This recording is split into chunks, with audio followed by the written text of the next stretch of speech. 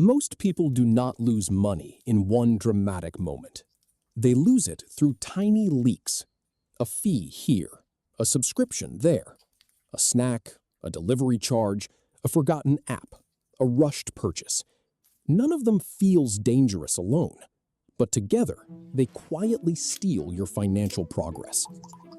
Today is not about generic advice like spend less. It is about finding the exact places where your money disappears, then building simple traps to stop it.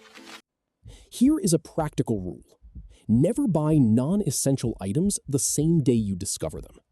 Put them in a cart, then freeze the cart for 72 hours. If you still want the item after 3 days and it fits your budget, buy it without guilt. But most impulse purchases do not survive waiting. This works because desire is loud at the beginning and honest after a delay. Convenience is expensive. One-click checkout, saved cards, instant delivery, and auto-filled payment details are designed to remove thinking. So add friction on purpose. Delete saved cards from shopping apps. Log out after browsing. Keep your main spending card away from your desk.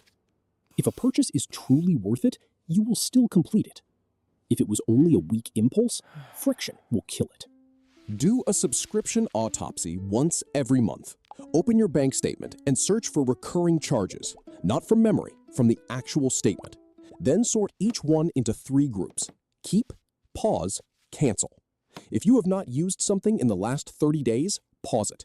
If canceling takes 5 minutes and saves $10 a month, that is $120 a year for 5 minutes of work. One account makes money confusing. Try a 2-account firewall. Account 1 is for bills, rent, utilities, insurance, debt payments, and fixed obligations. Account 2 is for daily life, food, transport, fun, and flexible spending.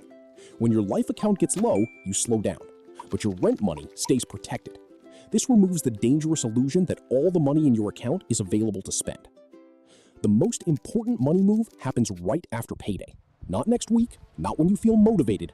Within the first 10 minutes, move money to savings, bills, debt payoff, or investing before your brain starts negotiating. If you wait until the end of the month to save what is left, there may be nothing left. Pay your future before your impulses arrive. Grocery stores are not neutral. They are designed to make you wander. Before you shop, write 5 meals, not a vague list. 5 meals tells you exactly what ingredients you need. Use a basket when possible, not a giant cart. Bigger carts make small purchases feel incomplete. And never shop hungry. Hunger turns a grocery trip into a snack negotiation.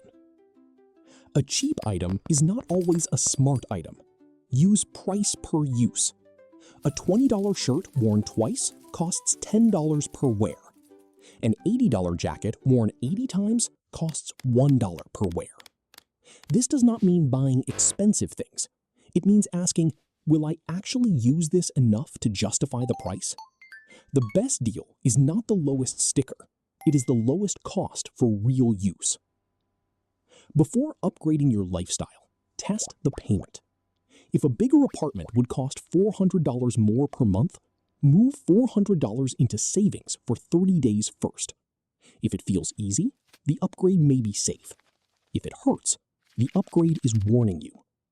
This test lets you experience the payment before signing a contract you cannot easily escape. Do not start with a huge emergency fund goal if it makes you quit. Build a ladder. First, save $500. Then 1 month of basic expenses. Then 3 months. Then 6 months. Each level protects you from a different kind of problem. The goal is not to feel rich. The goal is to stop 1 bad week from turning into 6 bad months. Not all debt burns at the same temperature. High-interest debt, like credit card debt, is a financial fire. A balance at 28% APR can grow faster than your ability to catch it. Rank debts by interest rate, not by which one annoys you most. Pay minimums on everything, then attack the highest interest rate with extra money. This is not emotional. It is damage control. Negotiation feels awkward, so most people avoid it. Make it a calendar event. Once every 3 months, call one provider. Internet, phone, insurance, software, or banking. Ask one sentence. Is there a lower rate, loyalty discount, or current promotion available for my account? You will not win every call, but one 10-minute call can save more than several weeks of coupon hunting. Cutting expenses helps, but there is a floor. Income has more ceiling. Think of income as shelves. Your main job is shelf 1. A raise, overtime, freelance work, consulting, tutoring, selling a skill, or building a small digital product can become extra shelves. Do not chase 10 side hustles at once. Add one shelf, stabilize it, then decide if it is worth keeping. Not every course is an investment. Some are entertainment wearing a productivity costume. Before buying any course, ask 3 questions. Can this skill help me earn more? Can it help me save money? Can it improve my value at work within 90 days? If the answer is no, wait. Learning is powerful, but only when it connects to action. Tracking every dollar can work, but many people quit because it feels like homework. Start with one number.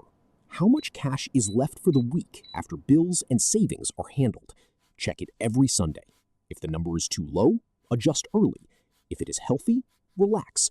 One number is better than a perfect system you abandon after 2 weeks. Social spending is hard because money decisions become identity decisions.